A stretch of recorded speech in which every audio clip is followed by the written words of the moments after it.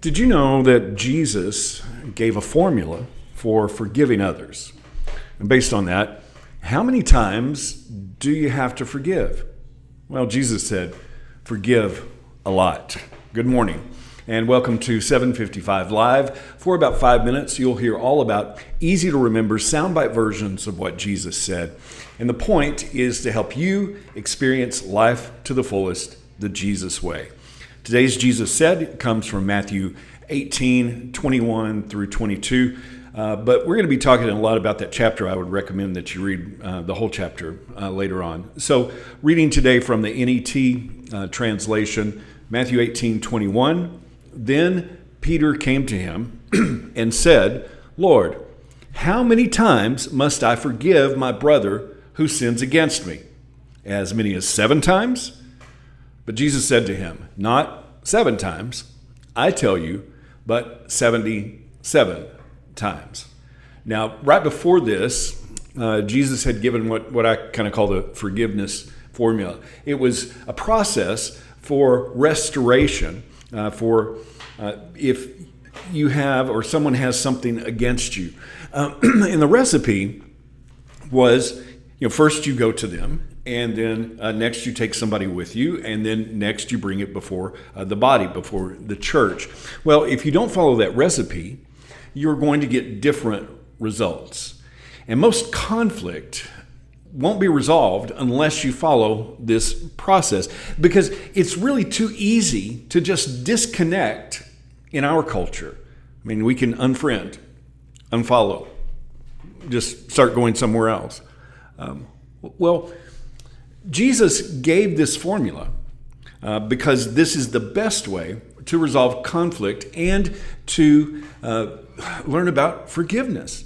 Now, it was after this that Simon Peter was looking for an out. I mean, he's like, hey, wait a minute. So how many times would I have to forgive? How many times would I have to go through this process? And Jesus said, 77 times or 70 times 7, some translations say. Whatever the literal translation of that, it really means an unlimited number of times in the Greek. And Peter was asking, well, when can I give up? When is it okay to be angry? And sometimes we do the same thing, trying to justify our anger, calling it righteous indignation, when actually our indignation isn't of any use at all. In fact, James 1:20 says, for human anger does not accomplish God's righteousness. Your own anger is not indignant, righteous anger, because that's pretty specific there. Human anger doesn't accomplish God's righteousness. It doesn't have a righteous indignation exception clause. Now, Paul in Romans 12 goes into detail about what God's righteousness looks like as we respond to evil or conflict. Let's read from that. Romans 12, 17 through 21. Do not repay anyone evil for evil. Consider what is good before all people. If possible, as far as it depends on you, live peaceably with all people. Do not avenge yourselves, dear friends, but give place to God's wrath, for it is written, vengeance is mine, I will repay, says the Lord. Rather, if your enemy is hungry, feed him. If he's thirsty, give him a drink. For in doing this, you will be heaping burning coals on his head. Do not be overcome by evil, but overcome evil with good.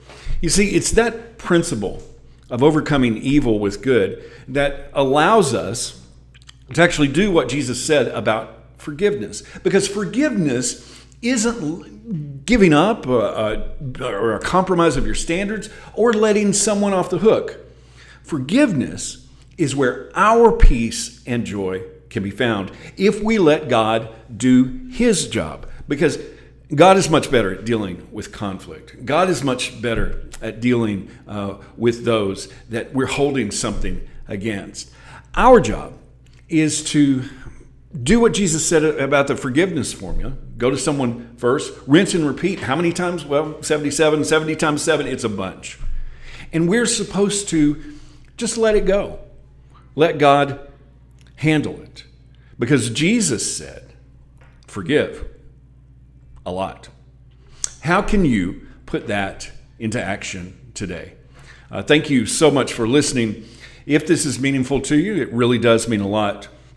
When you like it, when you share it, when you comment, I really, really do appreciate you.